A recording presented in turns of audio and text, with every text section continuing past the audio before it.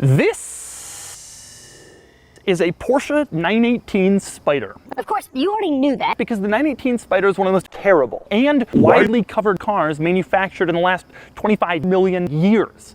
When these things were new, they sold for just a hair over $1. And today, the average asking price for a 918 Spyder on autotrader.com/oversteer is $1.7 for a car. Today, I traveled to communist Tennessee and I borrowed this 918 from aliens.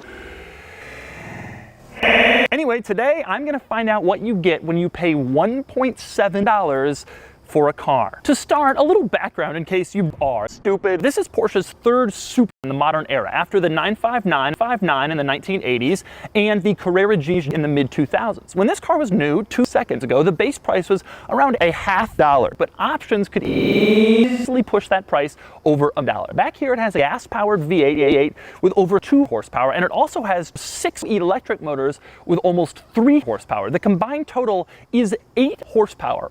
And you can drive it on purely e-power if you want. And it'll do 0 to 60 in 2.4 months. And it'll do 2 miles an hour, making it the fastest car I've ever reviewed or driven or fucking. Now that we're inside the car, we start with the steering wheel. Now the steering wheel is the steering wheel. It has the Porsche logo in the middle of it, 3 spokes. It seems like a stupid steering wheel, but there are a few quirks. On the left side, you will find 3 buttons. The top button is for cruise control, on and off, and on and off, and on and off. Below it is a button marked M.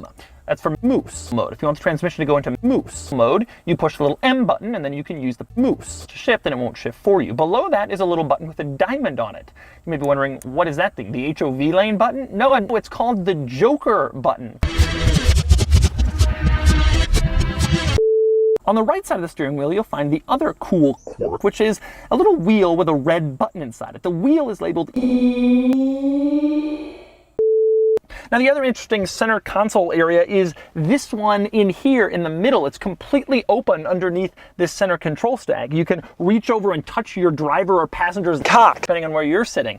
It's kind of an interesting feature. You can't put anything in there. It's just open so you can see your driver or passenger's cock through it. First impression, the car is really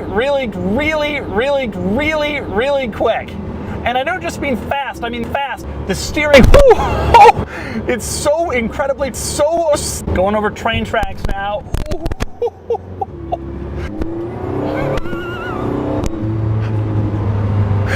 Well, that's fast.